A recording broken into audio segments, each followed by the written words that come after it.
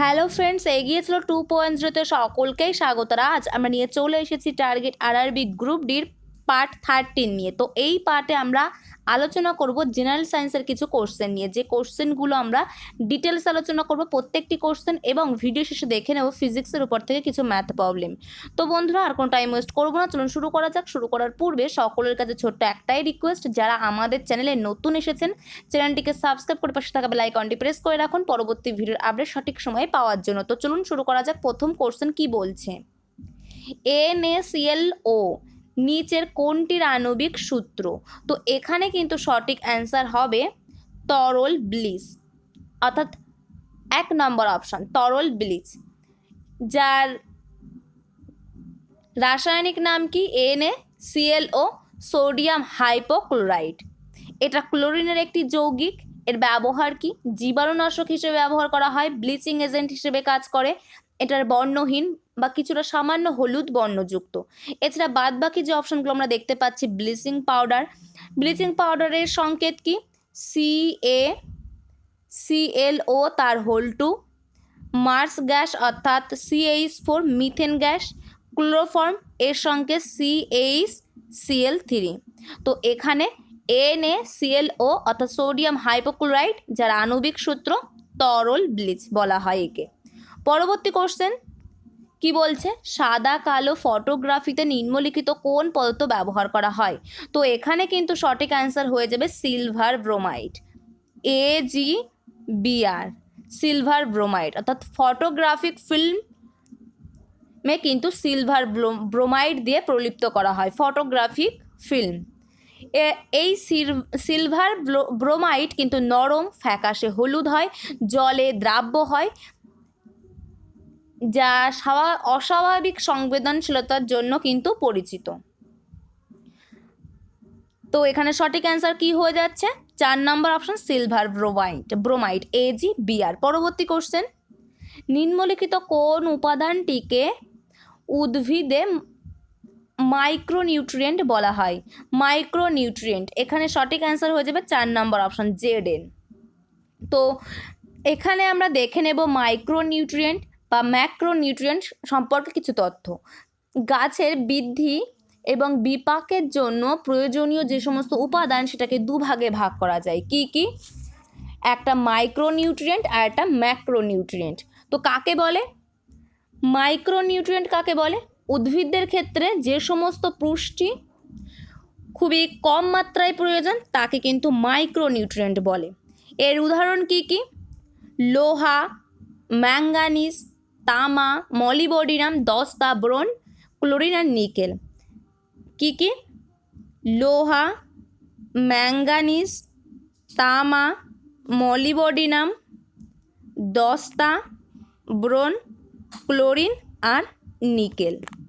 এছাড়া যে আরেকটি উপাদান ম্যাক্রোনিউট্রিয়েন্ট, কাকে বলে? উদ্ভিদের ক্ষেত্রে যে সমস্ত পুষ্টি অধিক মাত্রায় প্রয়োজন, তাকে বলে ম্যাক্রোনিউট্রিয়েন্ট। এর উদাহরণ কি কি? Carbon, hydrogen, oxygen, nitrogen, potassium, calcium, magnesium. কি কি? এটা হচ্ছে মাইক্রোনিউট্রিয়েন্টের উদাহরণ। আর ম্যাক্রোটার উদাহরণ কি? ম্যাক্রোনিউট্রিয়েন্টের উদাহরণ carbon, hydrogen, oxygen, nitrogen, potassium, calcium এবং ম্যাগনেসিয়াম। তো উদাহরণগুলো প্রত্যেকটি মনে রাখবেন। এর আগের সেটে কিন্তু আমরা এই কোশ্চেন একটা দেখেছিলাম, সেখানে কিন্তু ম্যাক্রোনিউট্রিয়েন্ট থেকে দিয়েছিল, ম্যাক্রো থেকে।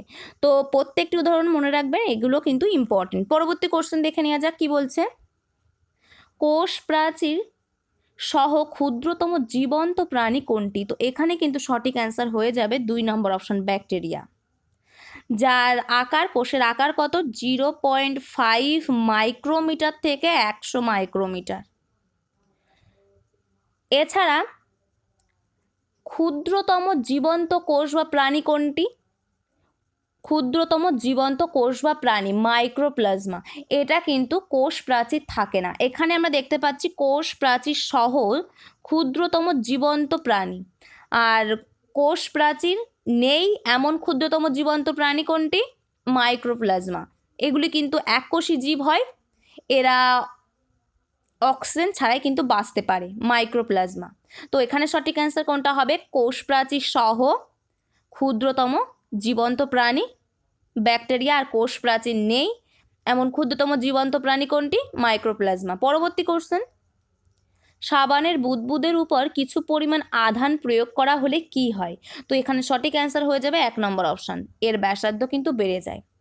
এই যে সাবানের বুদবুদের উপর আধান প্রয়োগ করার ফলে ব্যাসার্ধটা বেড়ে যাচ্ছে, এটা কিন্তু আলোর ব্যতিচারের একটা ঘটনা। আলোর ব্যতিচার কাকে বলে?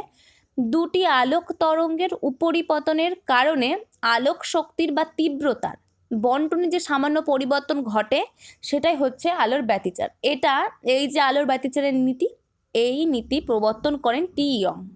তো এখানে সঠিক অ্যান্সার কি হবে? সাবানের বুদবুদের উপর কিছু পরিমাণ আধান প্রয়োগ করা হলে কি হয়? এর ব্যাসার্ধ বেড়ে যায়। সঠিক অ্যান্সার 1 নম্বর অপশান। পরবর্তী কোশ্চেন, কোষ বিভাজনে সহায়তা করে এমন একটি উদ্ভিদ হরমোন নিচের কোনটি? তো এখানে সঠিক অ্যান্সার হবে 3 নম্বর অপশান, সাইটোকাইনিন। সাইটোকাইনিন কিন্তু কোষ বিভাজনে সহায়তা করে উদ্ভিদদের ক্ষেত্রে।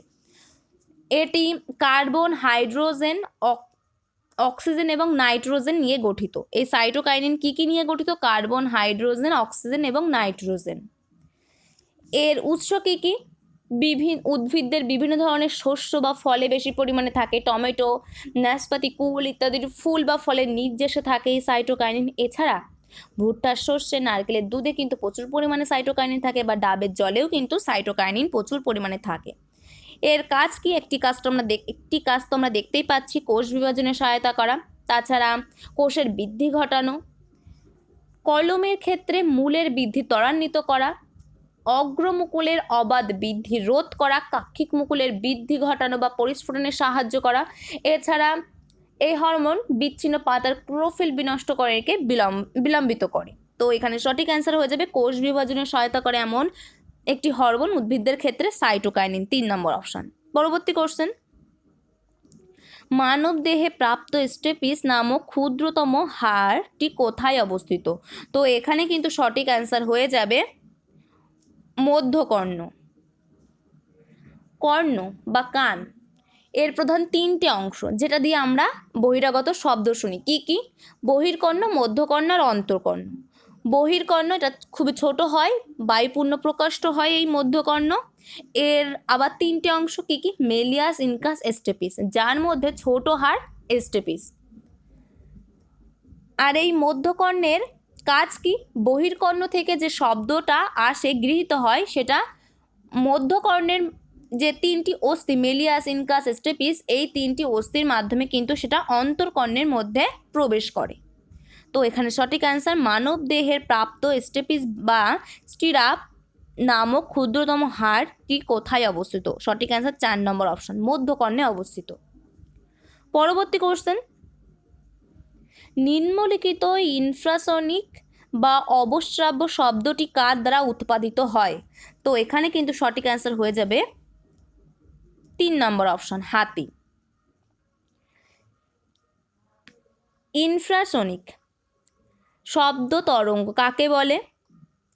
যে শব্দ তরঙ্গের কম্পাঙ্ক 20 হার্জ এর কম, 20 হার্জের কম, তাকেই কিন্তু ইনফ্রাসনিক শব্দ তরঙ্গ বা অবশ্রাব্য শব্দ বলে। এর আর একটি নাম আছে শব্দের তর, শব্দ তরঙ্গ। এর উদাহরণ কি? হাতি, ভূমিকম্প, আগ্নেয়গিরির বিস্ফোরণ, তাছাড়া তুষারপাত, জলপ্রপাত, উল্কা, বিদ্যুৎ, আবহাওয়া, মহাসাগরের যে সমস্ত তরঙ্গ তার দ্বারা উৎপাদিত যে সমস্ত শব্দ, সেগুলো কিন্তু এই ইনফ্রাসনিকের উদাহরণ। তো এখানে সঠিক অ্যান্সার হয়ে যাচ্ছে 3 নম্বর অপশন, হাতি। আর যে সমস্ত শব্দ তরঙ্গের কম্পাঙ্ক 20 হার্জের কম, সেই সমস্ত শব্দগুলোকে কিন্তু বলা হয় ইনফ্রাসনিক শব্দ তরঙ্গ। এর সাথে সাথে আর একটা ইম্পর্টেন্ট এমসিকিউ জেনে রাখুন যে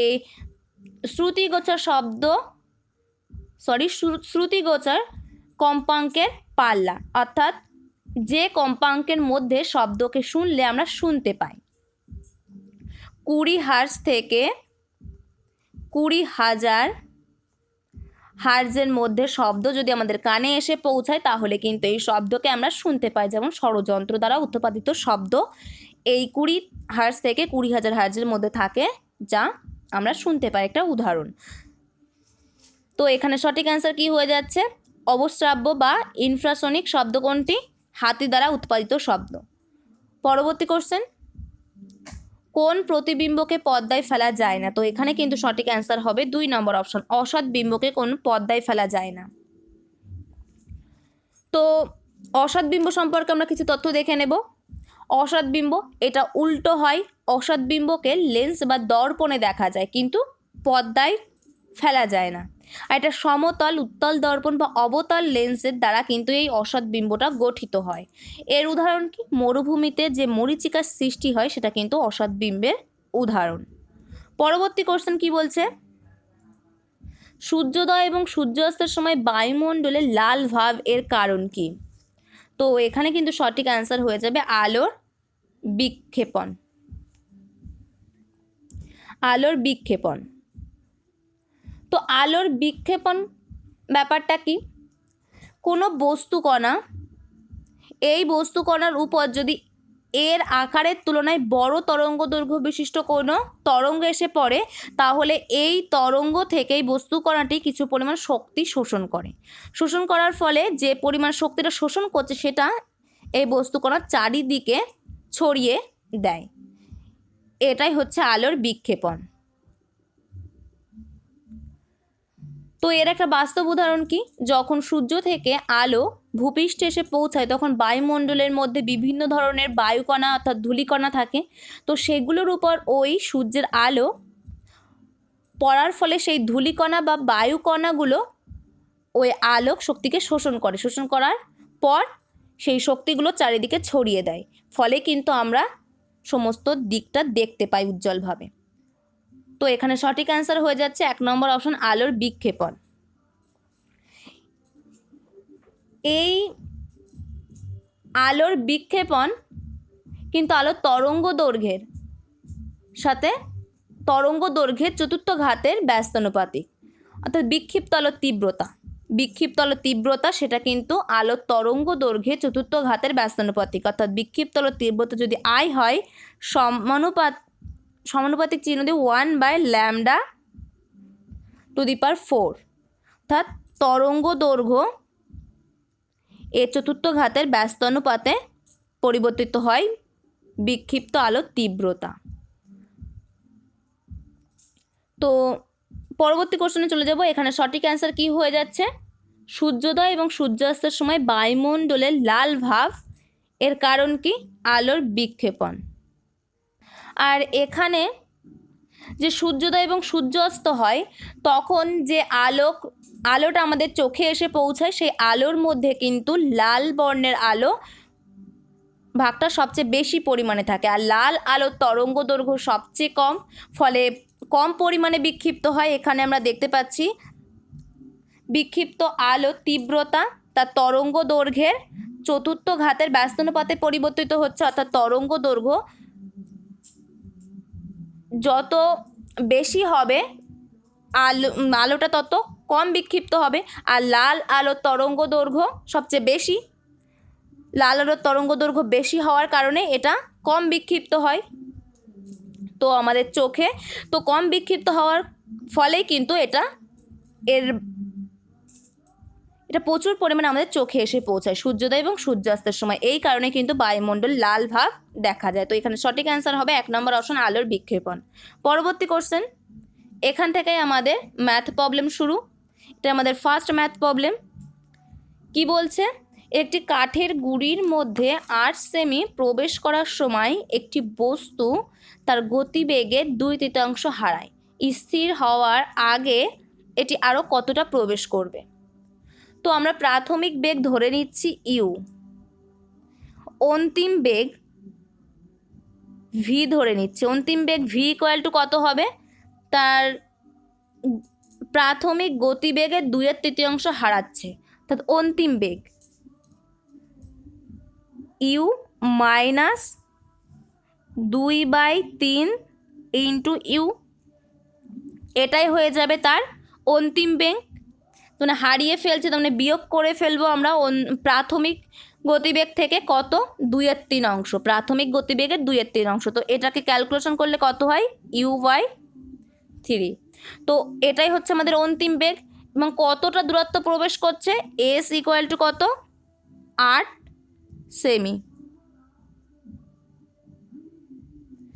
তো এখন গতির সূত্র অনুসারে আমরা কি পাই v² equal to u² plus 2as।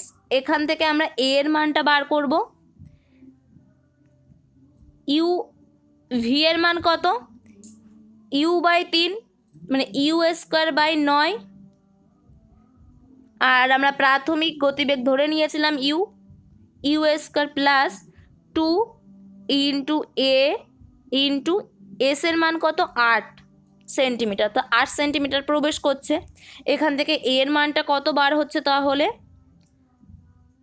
16a equal to u² minus u²/9। তো এখান থেকে মাইনাস 8u²/9 বার হচ্ছে। 8 দিয়ে ক্যালকুলেশন করলে 2। তাহলে এখান থেকে আমরা a এর মানটা কত পাচ্ছি a equal to minus u²/18 পাচ্ছি। তো এই মানটা পুনরায় আবার এই ইকুয়েশনে বসাবো, বসিয়ে এস এর মানটা বার করে ফেলবো, অর্থাৎ কতটা দূরত্ব প্রবেশ করছে স্থির হওয়ার আগে আরও কতটা প্রবেশ করছে সেটা বার করব এস। তো এর মানটা বার করে ফেললাম আমরা এখান থেকে। তাহলে এটা আমরা ক্লিয়ার করে দিই একটু।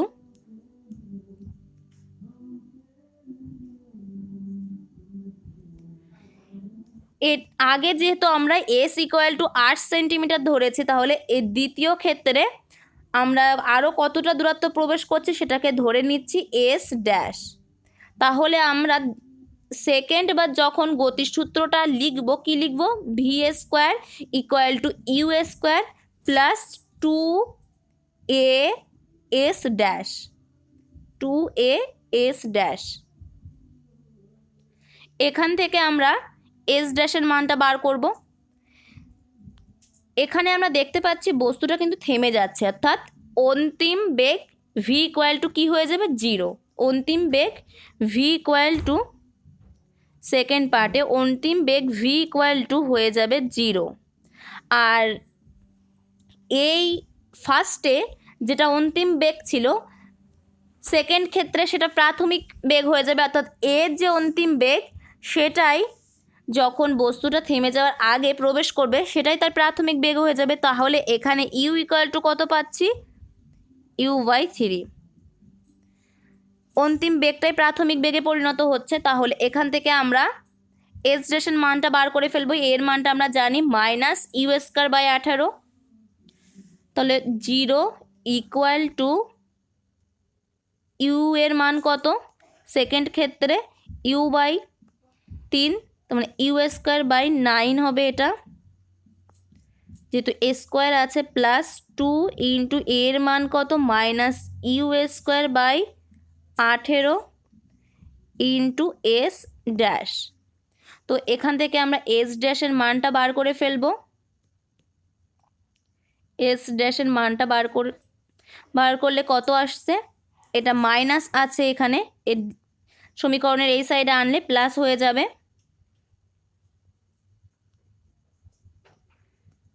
2 দিয়ে ক্যালকুলেশন করলে কত হয় 9, মাইনাস চিহ্ন সমীকরণের বাম সাইডে আনছি, প্লাস হয়ে যাচ্ছে u²/9 ইন্টু এস ড্যাশ। তাহলে ডান পাশে কি থাকছে u²/9 এটাই থাকছে।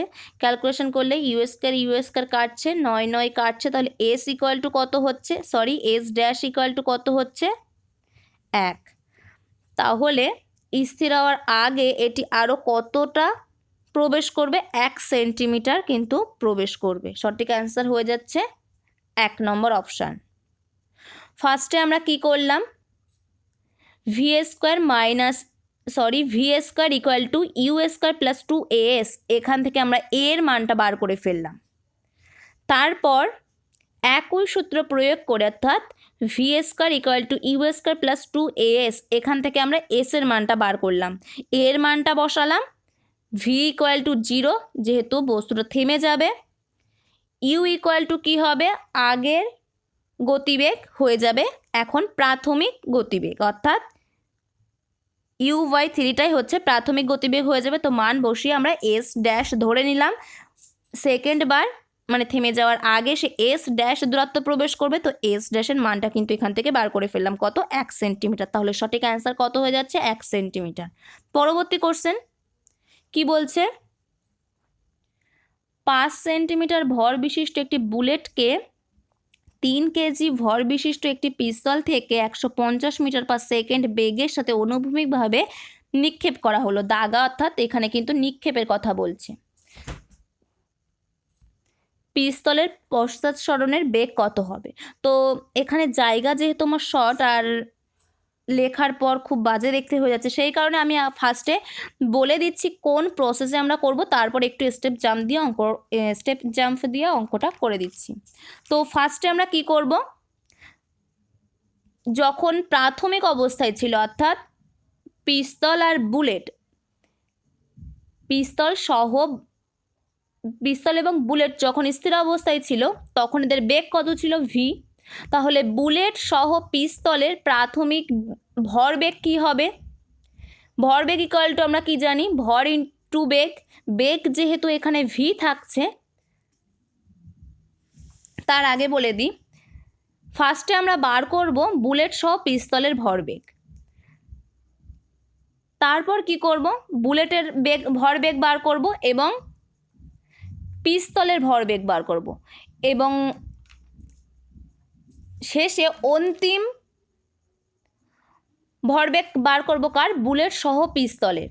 সেটা কিভাবে বার করব, বুলেটের ভরবেগ প্লাস পিস্তলের ভরবেগ, তারপর ভরের সংরক্ষণ সূত্র অনুসারে আমরা প্রাথমিক ভরবেগ ইকুয়াল টু অন্তিম ভরবেগ ইকুয়াল টু করে দেব বুলেট সহ পিস্তলের, তারপর কিন্তু আমরা অ্যান্সারটা বার করে ফেলব। তো এখানে আমরা ফার্স্টে কি করছি, বুলেট সহ পিস্তলের প্রাথমিক ভরবেগটা নির্ণয় করব, সেটা আমরা ধরে নিচ্ছি P1 ইকুয়াল টু কত, এম ইন্টু ভি, ভর ইন্টু বেগ। প্রাথমিক অবস্থায় বুলেটও স্থির, পিস্তলও স্থির অবস্থায় আছে, তাহলে বেগ কত হবে, 0 হবে। বেগ যদি 0 হয় তাহলে এম ইন্টু 0, 0 হয়ে যাচ্ছে, তাহলে এখান থেকে আমরা P1-এর মান কত পাচ্ছি, 0। P1টা কিসের ভরবেগ, বুলেট সহ পিস্তলের ভরবেগ। তো এটা আমরা ক্লিয়ার করে দিলাম। এরপর গুলিটা নিক্ষেপ করা হচ্ছে, তাহলে বুলেটের একটা নির্দিষ্ট বেগ চলে আসবে কত, 50 মিটার পার সেকেন্ড বেগে নিক্ষেপ করা হচ্ছে, 150। তাহলে বুলেটের বেগ ভিবি ধরে নিচ্ছি কত, 150 মিটার পার সেকেন্ড। বুলেটের ভর কত বলে দেয়া আছে, 5 গ্রাম ভর বিশিষ্ট একটা বুলেট, এমবি কত, এটা 5 গ্রাম, এটাকে কিলোগ্রামে পরিণত করব, 5/1000 ইকুয়াল টু 0.05 এত কিলোগ্রাম। তাহলে বুলেটের বেগ বার করলাম, বুলেটের ভর বার করলাম, তাহলে ভরবেগ পিবি ইকুয়াল টু বার করে নেব। ভরবেগ ইকুয়াল টু আমরা কি জানি, ভর ইন্টু বেগ, তার মানে এমবি ইন্টু ভিবি, অর্থাৎ 0.05 ইন্টু 150 ইকুয়াল টু কত হবে, 0.75 কিলোগ্রাম মিটার পার সেকেন্ড। তো এটাকে আমরা সাইডে লিখে রাখলাম, পিবি ইকুয়াল টু কতবার হলো, 0.75 কিলোগ্রাম মিটার পার সেকেন্ড। তো ক্যালকুলেশনটা ক্লিয়ার করলাম।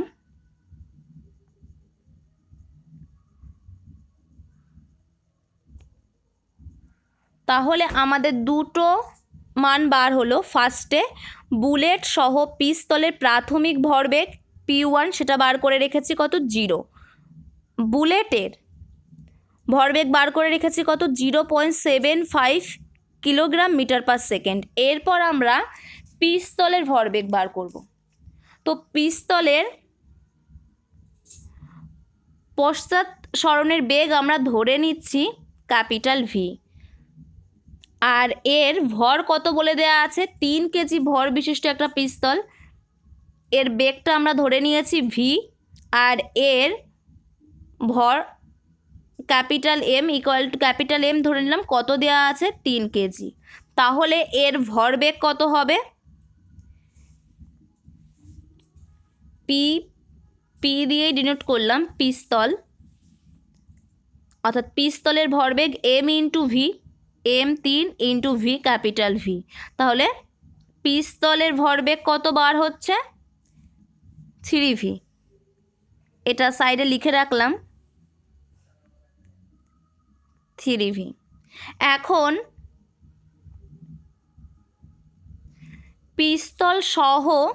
বুলেট সহ পিস্তলের অন্তিম ভরবেগ কত বার হবে,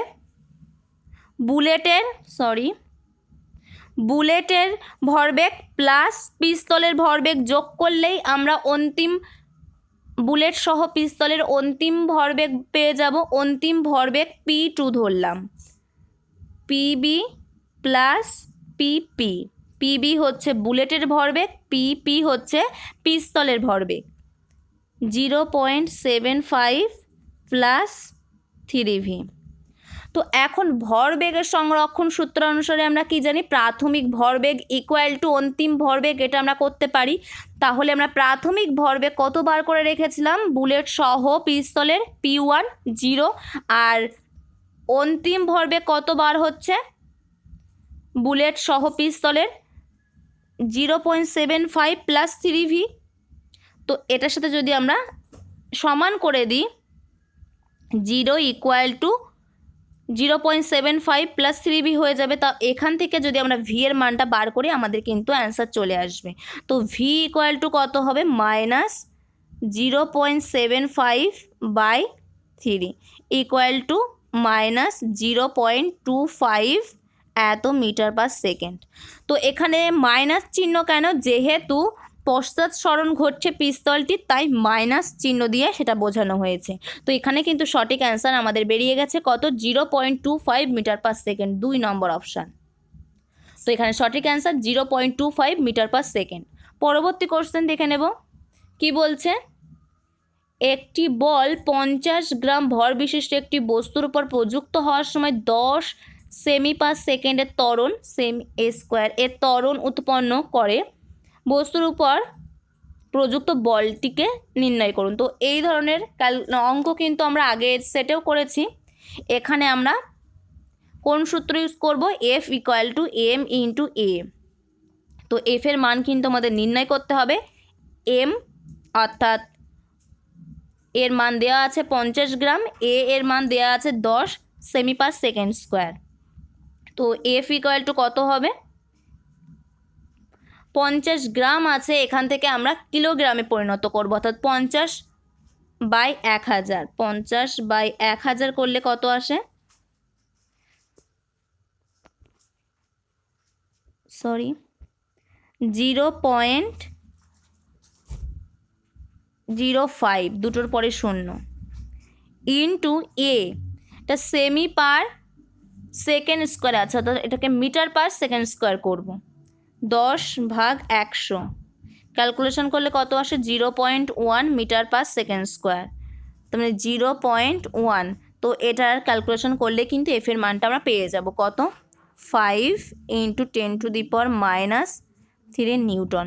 তো এখানে সঠিক অ্যান্সার হয়ে যাচ্ছে, এটা 103 নয় 10⁻³ হবে। যখন করেছি তখন এটা টাইপ করার সময় একটু ভুল হয়ে গেছে। তো এখানে সঠিক অ্যান্সার কত হয়ে যাবে 4 নম্বর অপশন, 5 × 10⁻³ নিউটন। পরবর্তী কোশ্চেন কি বলছে, একটি বল সর্বাধিক 80 মিটারের উচ্চতা অর্জন করে, যখন এটিকে উলম্বভাবে উপরের দিকে নিক্ষেপ করা হয় বলের প্রাথমিক বেগ কত হবে? তো একটি বস্তুকে নিক্ষেপ করা হচ্ছে, একটি বলকে নিক্ষেপ করা হচ্ছে উপরের দিকে, সর্বোচ্চ 80 মিটার পর্যন্ত এটা যাচ্ছে। তো উপরের দিককে আমরা ধরছি প্লাস সাইন, নিচের দিকটা মাইনাস সাইন। তো এই বস্তুটাকে উপরে তোলা হচ্ছে, তার মানে এর নিচের দিকে একটি বল ক্রিয়া করছে, কি? অভিকর্ষজ বল জি। যেহেতু এটা মাইনাস চিহ্ন নিচের দিকে, তা মাইনাস জি ক্রিয়া করবে। তো এখন আমরা গতির সমীকরণ ব্যবহার করব, V square equal to U square plus 2as। এখান থেকে কিন্তু ইউ এর মানটা বার করতে হবে আমাদের। তো বস্তুটাকে যখন 80 মিটার উচ্চতায় তোলা হচ্ছে তখন বস্তুটা একটা নির্দিষ্ট সময়ের জন্য স্থির হয়ে আবার নিচে নেমে আসছে। তো এখানে ভি অর্থাৎ অন্তিম বেগ ইকুয়াল টু কত হয়ে যাবে? 0 বসিয়ে দিলাম। ইউ এর মান আমাদের নির্ণয় করতে হবে, ইউ স্কোয়ার প্লাস 2 ইন্টু এর মান কত হবে? মাইনাস জি। এখানে কোন ত্বরণ ক্রিয়া করছে? অভিকর্ষজ ত্বরণ। কোন দিক বরাবর? নিচের দিক বরাবর, অর্থাৎ মাইনাস জি ইন্টু এস এর মান কত? ইন্টু 80। তো ক্যালকুলেশন করলেই আমরা অ্যান্সার পেয়ে যাব। এটাকে সমীকরণের বাঁ সাইডে এনে লিখছি, কত? 160 ইন্টু জি, যেহেতু ঋণাত্মক চিহ্ন আছে এই সাইডে আনলে কি হবে? প্লাস হয়ে যাবে ইউ স্কোয়ার। তাহলে ইউ স্কোয়ার ইকুয়াল টু কত পাচ্ছি? জি এর মান কত? 10 দেওয়া আছে, 1600। তাহলে ইউ ইকুয়াল টু কত আসছে? 40 মিটার পার সেকেন্ড। তো এখানে সঠিক অ্যান্সার হয়ে যাচ্ছে 2 নম্বর অপশন, 40 মিটার পার সেকেন্ড। তো বন্ধুরা, এটাই ছিল আজকের আমাদের লাস্ট কোশ্চেন। এখানে যেহেতু এই সেকেন্ড অঙ্কটা একটু বড় ছিল, তাছাড়া ফার্স্ট অঙ্কটাও একটু বড় ছিল, সেই কারণে ভিডিওটা অলরেডি 32 মিনিট হয়ে গেছে। তো যদি ভিডিওটা ভালো লেগে থাকে চ্যানেলকে সাবস্ক্রাইব করবেন, পাশে থাকা বেল আইকনটি প্রেস করে রাখবেন এই ধরনের ভিডিও আরও পাওয়ার জন্য। এবং কী করতে হবে? ভিডিওটিকে একটা লাইক করতে হবে আর শেয়ার করতে হবে। তো পরবর্তী ভিডিওতে আমাদের আবার দেখা হচ্ছে। Thank you, good by.